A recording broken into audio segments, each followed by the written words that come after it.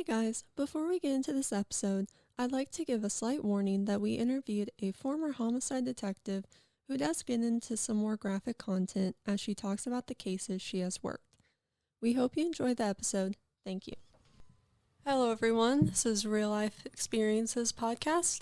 We're here with Patricia, and she's going to tell us a bit about herself and what she does. Oh, welcome. Thank you. Good afternoon. I'm Patricia Smith. I'm a paralegal with the Harris County District Attorney's Office in Houston, Texas. I also have a forensic background as well. I am a transplant from California originally, Southern California, and I did my undergrad and graduate work in criminal justice as well as forensic anthropology. And so I worked at the coroner's office there and did internships there, as well as went to just active scenes and went out to the scene to do searches, follow-up searches for remains, for other cases, cold cases. And then, of course, moved to Texas and did probation and parole for 10 years. And then I also was a death investigator for 10 years at the medical examiner's office there in Texas in Houston. So I had another experience with doing more death investigations there in a different environment, because clearly the weather is much different from California to Houston with humidity. And then I can also teach at Houston Community College and Lone Star Community College in their forensic anthropology classes, as well as legal classes in the paralegal certification program. Wow, that's so cool. What got you interested in all the anthropology and crime scene stuff that you've been doing? It's ever since I was a kid, actually. I was always into death and destruction, as a child. Not that I committed any of those, but I certainly wasn't interested. My favorite genre of movies were horror movies, so I kind of was comfortable being around the gory graphicness of scenes, of course, and so it didn't bother me. And my mom was in criminal justice also. She was actually the first female police officer in Santa Maria County in California in the 60s.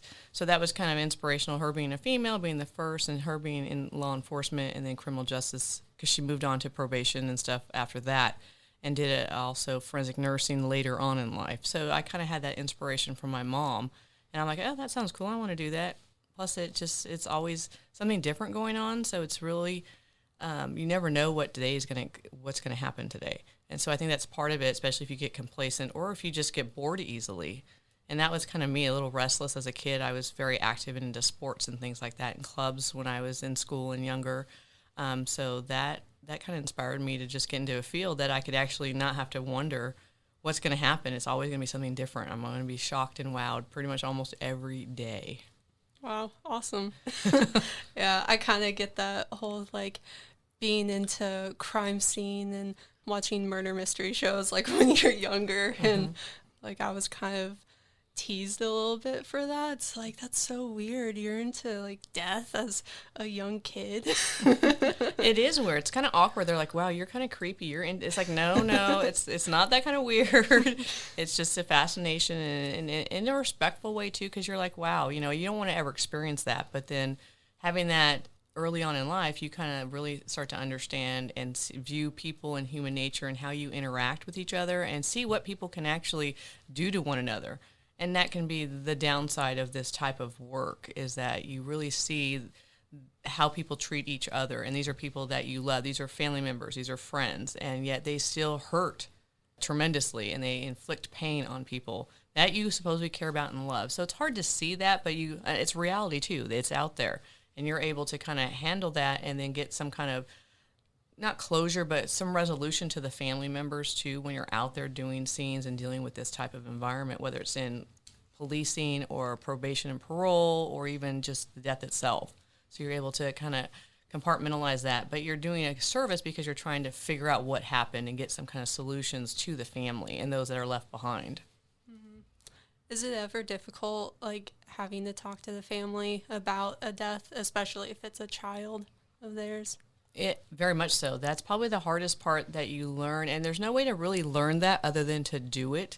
You can have trainings. I've had years of training on that, and it's still not the same when you're having to look them in the eye, and they're already grieving. They've been talked to by police before you even get there, and all the neighbors and friends and family, you're already there. And so the last thing they want to hear is hear this again and hear you ask the same questions, or to even ask or tell them this is what we saw.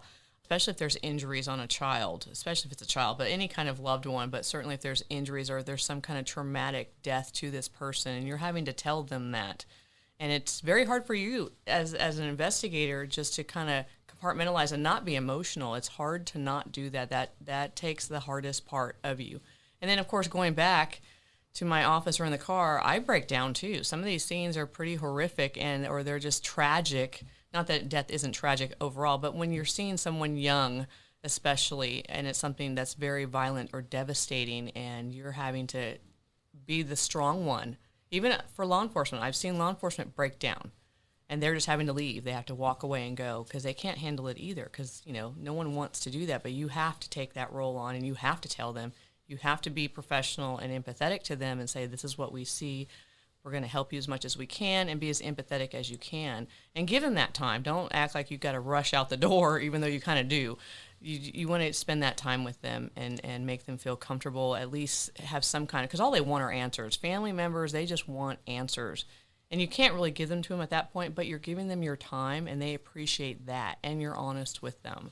So that kind of makes me focus, because I'm like all business, and I know I'm all business, so it kind of helps me kind of repress those emotions that I'm feeling, and then I'll have that release later. I'll debrief later with some colleagues, or in the car I'll cry, or we'll crack jokes or something later on in the office. That's kind of how we keep our sanity there, because this isn't something we would ever do on scene, is make a joke about someone that was hurt or of course deceased. But we would certainly need to have that for our own mental health, because it's just as impactful for us as it is for that family member. Mm-hmm. That's one of the main things that they teach us in like our criminal justice classes, especially ones where like you're going to be working a case that involves a death, and like having to go to the home to tell the family what happened, like to just take care of yourself and like make sure that you should talk about like what's happened and what you've gone through, because it's hard for you as like police officers, or if you have to tell the family. So like what's some advice that you would give to people who might have to do that later on, like after college? As a student, or just those that have graduated and are currently working in the field? Is that what you mean? Both. Okay. Yeah. Well, certainly talk about it. You really cannot repress anything. You really need to talk about it in any way you can, whether it's just to a friend, whether it's, to someone, an adult, or an actual official formal counseling service. Whatever you're comfortable with doing, you certainly need to talk about it. And it's okay to be upset, or to even make light of it, even as long as you're not doing it at that scene, obviously, or with the family, because even law enforcement does that. I mean, we all do that when we're around each other together, and even when you're with counselors and social workers and everyone else involved in that case, you need to talk about that, whether it is making a little joke here and there, or being able to just decompress and be like, oh, I'm so glad that's over, or just to talk about aspects of it. It gets it out there, and you're processing it that way. So that's the best and probably the most important thing, is to actually talk about it. Don't go walk away. Don't go take a nap. Don't run and hide from any of that. Talk about it. Be open with your emotions too. That's probably the harder part for those responding to those scenes, is actually talking about their own emotions.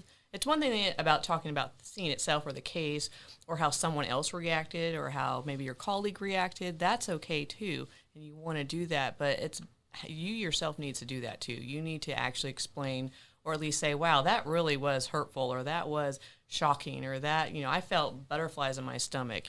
Describe those feelings, not just say it, just describe them, because that helps get that out. Have there been any cases where you've had to go to court and like testify against maybe some evidence or something like that in a case? I did have a case where one of my photos I think I mentioned it in class too, my photo was actually needed, because I had actually taken photos at a death scene. It was of an adult. It was a shooting, and I had taken photos of some other casings that weren't related to the shooting, and the defense counsel was trying to implicate that there was more than one person there and not his defendant. So he was trying to find photos of the scene that helped his client. And so I took a photo, and the crime scene unit through the police department did not take that photo, or that didn't have that angle in there. And they also had video as well. They do scene videos too a lot with homicide cases. So they had subpoenaed me to testify in court because I took this photo, and they're like, well, what is this photo about? Why do you have these extra casings that are not similar or consistent with the casings in the other photos and with this case? So, and I don't know why the crime scene unit didn't photograph what I did, because it was near the body, and I had my photo did consider some part of the body, just like the lower extremities, was all that was in there. And then that particular, those casings on the couch area. So that's kind of what was in the photo, but they didn't have that. And so I'm not sure why that happened, but because this case went to trial a year later, so he wasn't there. I don't know who was there at that time, but they wanted me to explain why did I take that photo. And of course, what did I know about that particular casing? And as a death investigator, I don't get into that aspect of it, other than I can tell them why I took it, because it's evidence there. It's suspicious. It's unusual. It's different than what we thought was on the body in terms of the wounds, the trajectory, the size, and all of that was not consistent with those casing sizes. So I said that's why. It's important to know. And that's what defense counsel was trying to point out, basically, to discredit, well, my defendant, my client didn't have that gun. He wasn't registered. This wasn't for him. So he was just trying to use anything to get out of being culpable for that particular, homicide. But it didn't work because they were just extra casings that happened to be around because this was a house that had quite a few guns. So there was lots of ammunition as well. And they just happened to be there by that couch. So it wasn't significant, and he tried to make it significant, but that's his job to do that. As a defense counsel, you are there to raise doubt, basically, make people seem, not credible or to just poke holes. And that's one way of doing that, by focusing on an image. But that goes to show of how important images can be and how they can be used in a positive way or a negative way. Yeah, definitely. Is it kind of nerve-wracking being at a court, like having to maybe testify or something like that? It's nerve-wracking, yes. And even to this day, going to court, that was my favorite thing to do. When I was an undergrad, I would sit in court. Every week I'd go to court and just watch. All the court process, all the docket. I'd watch trials. I'd watch hearings. So it's very nerve-wracking. Even after all that experience, you'd think I've been doing it for so long, and by that time, I should be comfortable. I mean, there's some comfort to it, but it's still nervous because everyone's looking at you. Everyone's watching, waiting to see what you have to say. And you want, you're just trying to think and process and make sure you say the truth, right? Because that's the whole thing. You want to talk the truth, but you're also trying to get some solutions and resolution to that victim's family. You don't want to say anything necessarily that's going to make it harder for them, or to maybe ruin, or you think that, oh, did this ruin the case? Did we lose? But then it's all about you telling the truth and doing what's right. And so that's always nerve-wracking. And so having eyes on you, well, of course, that's, I think, for most people in any environment, whether it's a courtroom, whether it's a classroom, whether, you're on stage somewhere, that's, you have that uncomfortness. But then that's also a good thing, because that shows that you care about it, you're paying attention, and you're going to be maybe more sharp with your responses. So that still happens even to this day. I don't not get nervous every time I present, whether I'm presenting at a conference or in a classroom or just on the street talking to people in a group. I still get nervous. I don't know if that's ever going to end, really. Mm-hmm. Yeah, I had to take a court case class where we did, I think 3 different cases, and it was to get us used to maybe being on trial someday. And, each time I was kind of nervous, even though we were able to practice what we were going to say, and we're kind of able to make up whatever we wanted. Mm-hmm. But yeah, I understand that. But the pressure's still on you, right? Because you're still having to come up with that and make sure that, and you're like, wow, is this right? Am I doing this right? Did I forget something? Because the last thing you want is to be too confident and you're not concerned at all, or you're not worried or stressed at all. And then all of a sudden you miss something and you're like, I don't really know how to respond to that. Or they throw something that's sideball right at you, and you're just like, and you have to think on your feet. So that makes it harder when you're just not prepared enough versus over-preparing. And then, of course, those nerves kind of keep you in balance. You have a rightful little sense of fear there that you should have, a little bit of fear with probably a lot of things that you're going to do in life. And as you get older and do more things, you're going to have that. But that's a good thing to have that. I think it helps keep you, stabilized. Mm-hmm. Yeah, especially because, if it is a homicide case, you kind of have the weight of that family on your shoulders, because you want to bring that family some justice of who murdered their family member or some type of loved one. Definitely. Oh, and they're looking at you. They are looking at you for answers. They've already dealt with police. They already have a preconceived notion about police, as everyone does nowadays, and certainly even back then. There's always that they have already an opinion about them, so they may not be as comfortable with them anyway. But you're this objective, independent person, this medical investigator, this media legal death investigator. So you're there to help them, and so they're really clutching onto you for anything you'll give them. And so there's things you can't tell them, obviously, certain things about the scene, but they are going to be asking you questions and keep going after question. And there's just some things you can't tell them right now because it's speculative. The autopsy has not been done on their loved one, so you can't tell them. You can tell them you observe some things that are external or what you think may happen, but even that, you have to be careful because you don't want to give that information because you don't want to give wrong information either if something changes. And then, of course, you don't want to get their hopes up. Oh, yeah, we know who did this. It's him. You're not going to do any of that, but you just have to try to let them know we're not going to give up on this. We're moving forward. We're going to continue to investigate. I know there's not much right now, but we are here for you. Here's my number. These are the resources to help you. We will keep in touch with you about the disposition of this particular victim, or of your son or your daughter or whoever it is. And when I'm talking with families, I am using their names. I'm not referring to them as objects like decedent. That's the official word for someone who's deceased. I will say Jimmy or Susie or your son or your daughter or your mother. So that way it humanizes them more, and it kind of makes them feel a little more comfortable, like you're talking casually. Like you're just kind of hanging out talking. It kind of makes the pressure go down a little bit too, where they're a little more comfortable, and that it shows them that you're being respectful of them as well, because you know their person's name and you're trying to really be helpful for them. So that's huge, I think. So you said that you've worked a lot of homicide cases. Have there been cases where you go into it thinking that it's a homicide, or at least that's what you've been told that it's potentially, but it's actually turned into maybe like a suicide, accidental, or just undecided?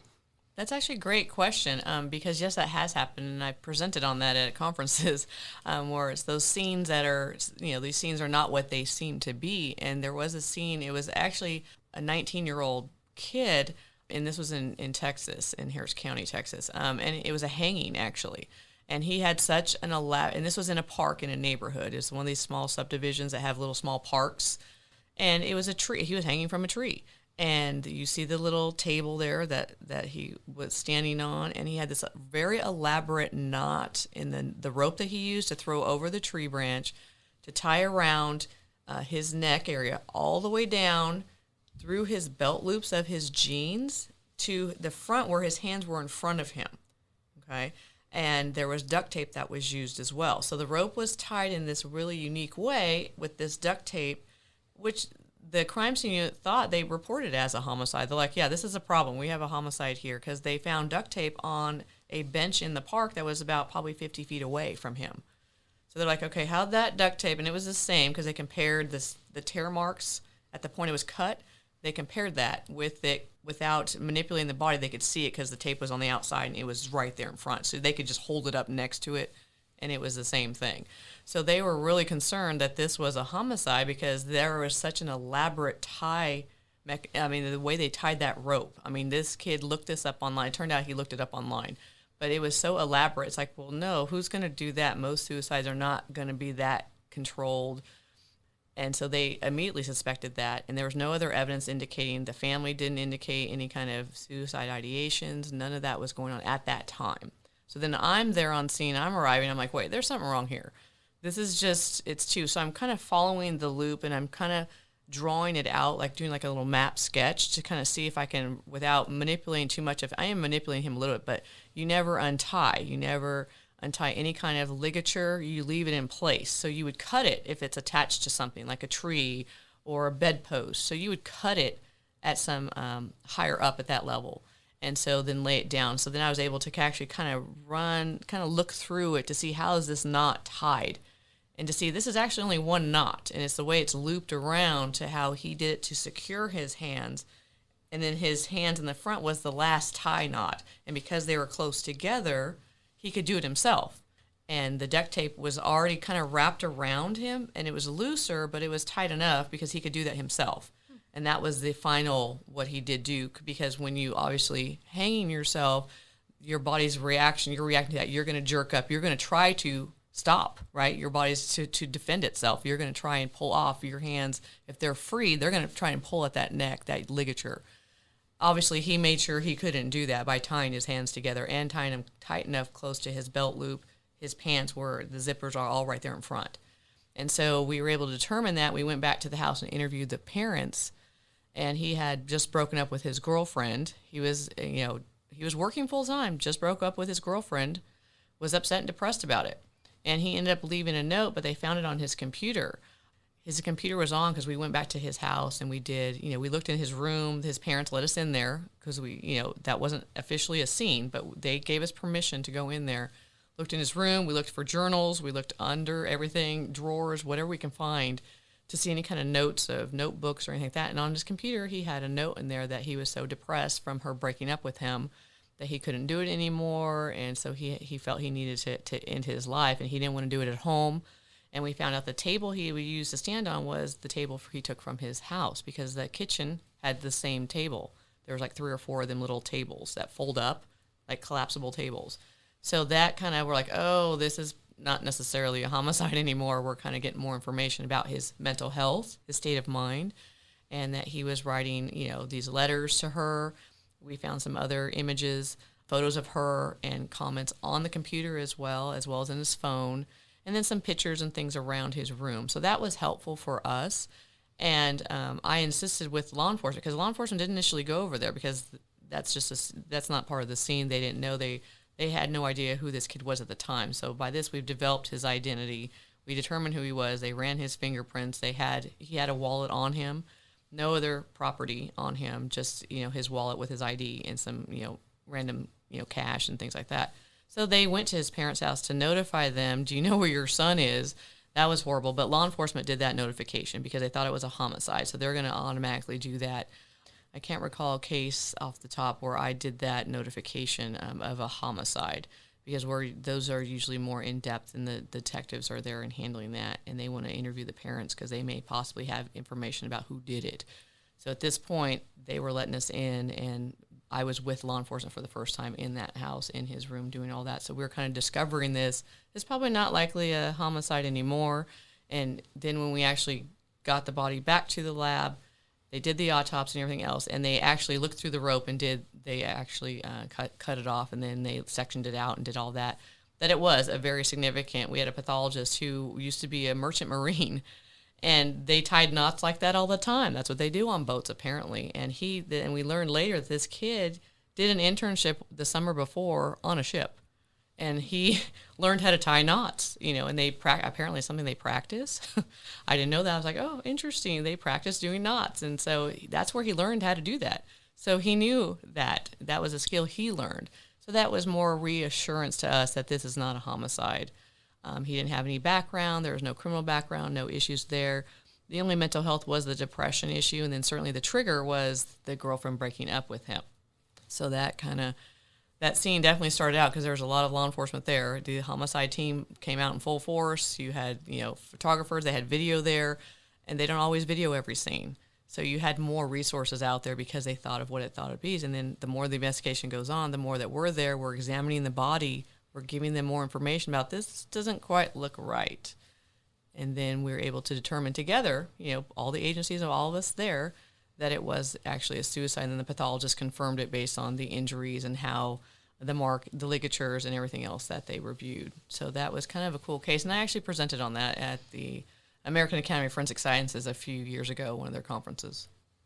That's really interesting, especially like how you guys found out that it wasn't a homicide and that it turned out to be a suicide, and that you were able to go to the house and actually find a desk or table that was like in the house and matched everything else that the son used to hang himself. Mm-hmm. Were there any cases that you thought were a homicide but turned out to be an accident? And like, how did you find out that it was an accident? Not an accident, but I did have one that turned out to be a natural death, actually, which was really interesting. And this was a woman who moved. It's, again, in Harris County, so in Houston. She moved from out of state, so she was the only one of her family here. And she had a boyfriend. The family just knew of him, no other details. But she lived in an apartment complex. She was found unresponsive, basically, initially. This was the call to us. She was nude, in her living room near her fireplace, just unresponsive there, nude. and the front door was cracked open. So that was alarming to say, okay. And then the neighbors, this is according to police, had this information to us when they're calling our office in to say, hey, there's a death here. You need to come out to this scene. They said the neighbors said they heard screaming and yelling an hour prior to the call. So, and that she had a boyfriend and that they had argued several times before. So that was alarming. And then the police get there and they see no other signs of, violence. There's a few things in the home that's maybe a disarray, maybe unkempt home, not necessarily, alarming. Not everyone is as neat, not everyone vacuums and does all that. So it wasn't that suspicious at that point. But when they saw her, she's nude in her living room, just laying there on the floor, So that was awkward. And just like, wow, what? And the front door was open. So is there a sign of forced entry? Maybe, because the front door is open. And then the neighbors had heard this. So we're kind of going over there thinking, okay, this is probably something more serious, so let's go. So when I arrived there, I'm doing my scene, photographing, doing all that, asking questions and looking at the body. When I get to the body, there's like no trauma on her, nothing. There's no bullet holes, no stab marks, no bruising, nothing like that, other than the fact that she's nude and happens to be deceased. Well, you go into the kitchen, there's also this chalk substance. It's called mica, and it's a substance that some people ingest and take to help with, I think it's weight loss. It's different than just a regular prescription pill. And I heard that on the internet, that was something new, that people were eating chalk to help with that. So not necessarily uncommon, but, unusual. And then, but nothing else there. No substance abuse there, no alcohol in the home, no drugs, no prescriptions there. So that worked out pretty well to where, okay, what's going on with this person? And we focused on that scene, the information from the neighbors. Who's this boyfriend? So the police at the time I was there, they were trying to track him down because he somehow was not reachable. So that was concerning at that point. But I continued with the investigation on the body, and we moved the body and got it back to the morgue, and they did the autopsy the next day, and they ended up, there's no injuries on this woman. They did tox screen to see if there's any drugs in her system, if there's anything in her organs. We got her medical history from her family, which was very minimal of her medical history. So her family was pretty freaked out, of course, and they're all out of state. They don't know. They didn't know who this boyfriend was. They were concerned, and they heard about the neighbor telling them that they've been arguing, and they had just heard yelling an hour before, and the doors open. So, and they didn't have security cameras in the residence or in that complex at that time. They just didn't have them. So we didn't have that to refer to. Because nowadays you have pretty much video of anything for the most part. But then they didn't. So this came down to the autopsy itself. Those findings, what did they find? Well, they found, when they did the autopsy, that she had fibroids, humongous fibroids, 3 of them.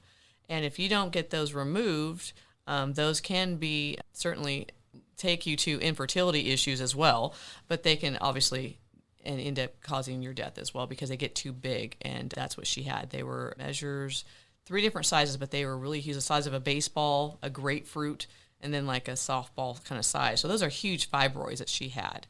And so that was her cause of death, was a natural death because of those fibroids that she had.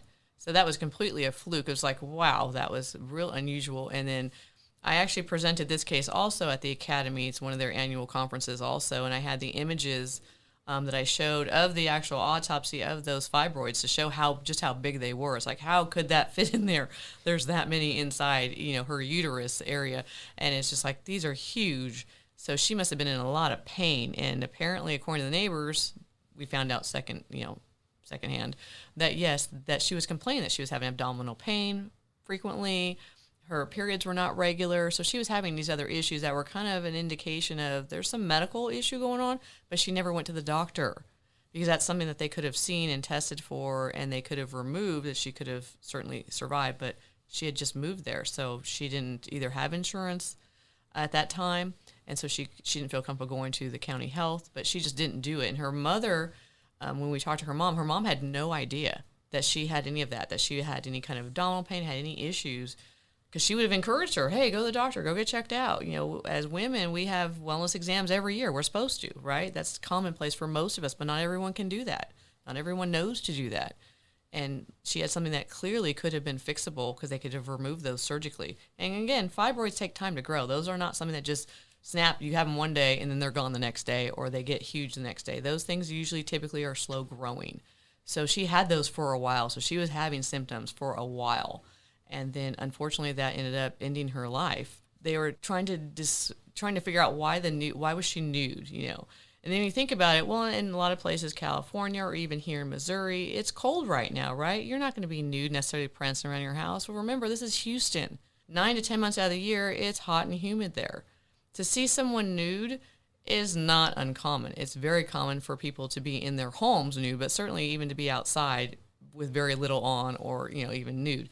So to see most of the death scenes, or a lot of the death scenes, not most, but a lot of the death scenes, the person is nude, but it's for pretty, you know, innocuous reasons. There's nothing serious about it. It's just commonplace. It's the environment you're in. So that's something that you certainly would learn, but only with experience. And not being from Houston initially, I'm a transplant. You know, I'm from California. I was like, why is this person nude? I don't go nude. I mean, who does that?